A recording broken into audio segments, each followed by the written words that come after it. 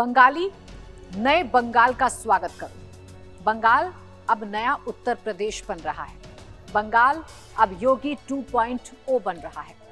नमस्कार, मैं हूं आपके साथ प्राची पाराशर। आप देख रहे हैं डिजिटल दंगल। ये सारी बातें मैं नहीं बल्कि विपक्ष में बैठी टीएमसी कर रही है। टीएमसी के नेता शुवेंदु सरकार पर हमलावर हैं और शुवेंदु सरकार को योगी सरकार की एक छवि बता रहे हैं। सीधे तौर पर कह रहे हैं कि पश्चिम बंगाल में अब वो हो रहा है जो उत्तर प्रदेश में हुआ करता है। बात बुलडोजर की हो, बात एनकाउंटर की हो, जब जब कहीं पर बुलडोजर चलता है या किसी अपराधी का एनकाउंटर होता है तो जिक्र यूपी का किया जाता है। यूपी की सरकार, यूपी के मुख्यमंत्री योगी आदित्यनाथ का किया जाता है और कुछ ऐसा ही पश्चिम बंगाल में हो रहा है। जबकि पश्चिम बंगाल में जिसका एनकाउंटर किया गया है, जो व्यक्ति एनकाउंटर में ढेर हुआ है, उस पर आरोप बड़े संगीन है। उन आरोपों को सुनेंगे तो आपका भी खून खौलेगा। आपके जहन में भी सवाल खड़ा होगा कि ऐसे आरोपियों का अंजाम क्या होना चाहिए।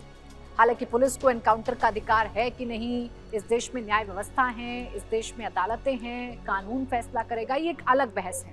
लेकिन क्या कोई आरोपी जब पुलिस पर बंदूक चलाएगा या पुलिस की पिस्टल छीनकर पुलिस पर हमला करने की कोशिश करेगा तो पुलिस हाथ पर हाथ धरी बैठी रहे?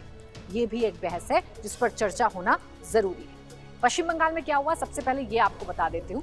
दरअसल पश्चिम बंगाल में साउथ 24 परगना जिले में घटना होती है। 12 साल की नाबालिग बच्ची लापता हो जाती है।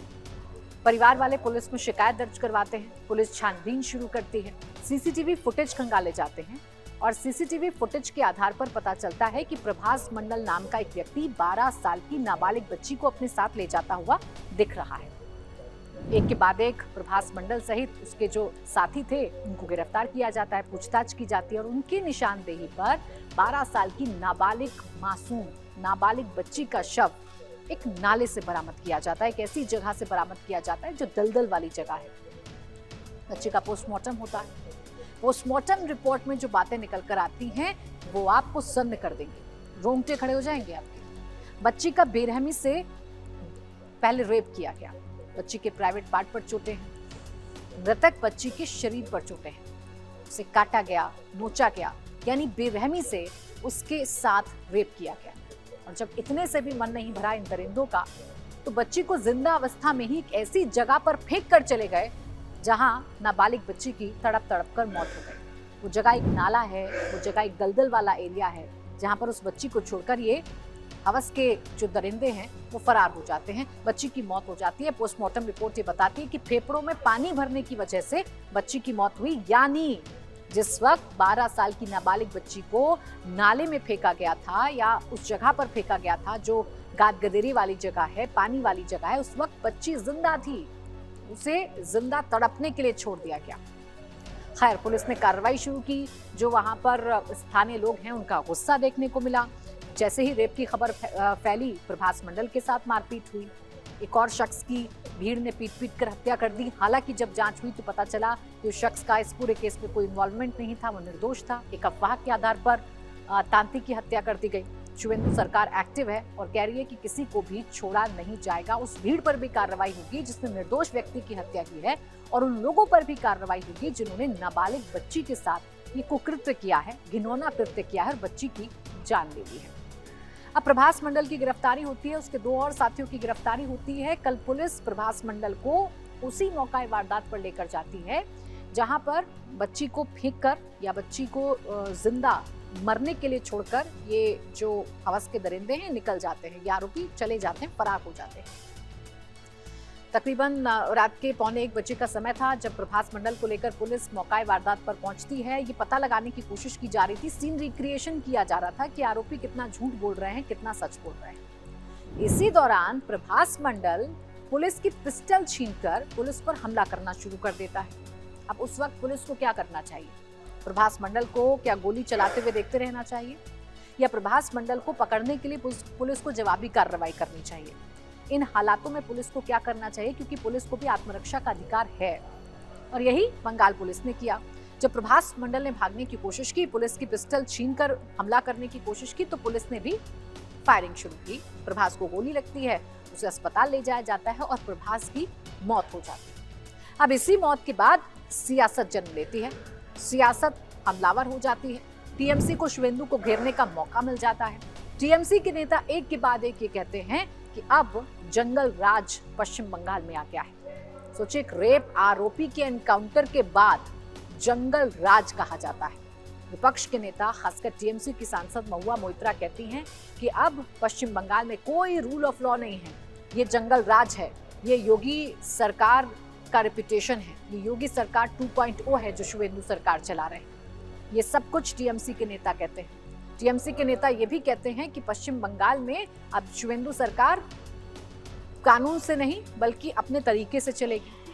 बाकायदा ममता बनर्जी की तरफ से भी प्रतिक्रियाएं आती हैं, उनके नेताओं की तरफ से भी प्रतिक्रियाएं आती हैं। कैंडल मार्च निकालना है ममता बनर्जी को, माना जा रहा है कि ये जो रेप का मसला है उसमें उठाया जाएगा। अभी तो एक एनकाउंटर में एक रेप आरोपी को ढेर किया गया है जिसने बच्ची के साथ दरिंदगी की सारी हदों को पार कर दिया था।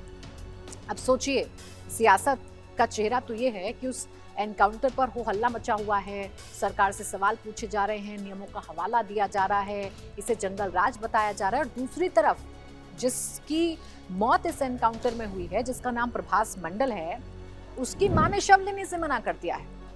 यानी प्रभास मंडल की मां ये जानती है कि उसके बेटे ने कुकृत्य किया है, उसके बेटे ने गुनाह किया है, पाप किया है। इसलिए जब पुलिस प्रभास मंडल के घर ये बताने जाती है कि आपके बेटे की मौत हो गई है, तो मां साफ तौर पर इनकार कर देती है कि मुझे उससे कोई मतलब नहीं है, मैं शव नहीं लूंगी।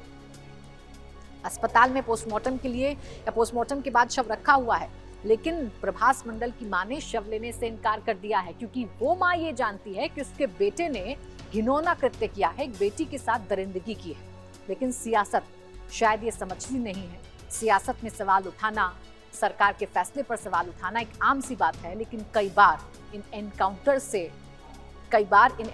से न्याय उन लोगों को मिलता है जो सालों साल न्याय की प्रतीक्षा करते रहते। एक नाबालिग 12 साल की बच्ची जिसका कसूर सिर्फ इतना था कि उसने प्रभास मंडल पर यकीन किया, उसके साथ गई और प्रभास मंडल ने उसके यकीन का कत्ल किया, उसके साथ रेप किया और रेप के बाद उसे मरने के लिए छोड़ दिया। और जब पुलिस ने उसे पकड़ा तो पुलिस पर भी जानलेवा हमला करने की कोशिश की, जिसके बाद पुलिस ने एनकाउंटर में प्रभास मंडल की मौत हो जाती है, प्रभास मंडल ढेर हो जाता है। अब देखिए, एनकाउंटर को लेकर जो बहस है वो एक अलग बहस है। एनकाउंटर को लेकर समय समय पर विपक्ष सवाल करता है, ये पूछा जाता है कि पुलिस को किसी की जान लेने का अधिकार है कि नहीं। ये एक अलग बहस है। ये अलग बहस है कि क्या एनकाउंटर में किसी अपराधी, किसी आरोपी की मौत हो जानी चाहिए, ये अलग बहस है। क्योंकि हमारे देश का कानून ये कहता है कि कोई आरोपी अगर है, कोई अपराधी है, कोई दोषी भी है, तो अदालतों में उसका केस चलेगा, अदालत ये तय करेगी कि उसकी सजा क्या होनी चाहिए। लेकिन कई बार सिचुएशन ऐसी बनती है जहां पुलिस को अपराधियों को सबक सिखाने के लिए बल का प्रयोग करना पड़ता है अपनी आत्मरक्षा में।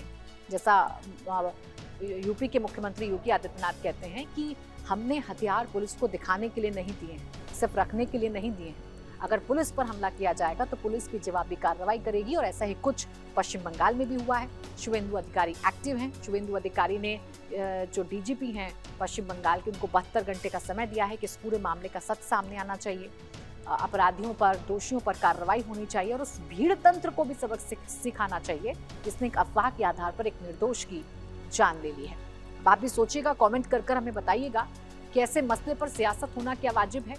पश्चिम बंगाल पुलिस क्या यहाँ पर गलत है? क्या ऐसे दरिंदे को सबक सिखाना जरूरी है? इसी के साथ डिजिटल दंगल में बस इतना ही।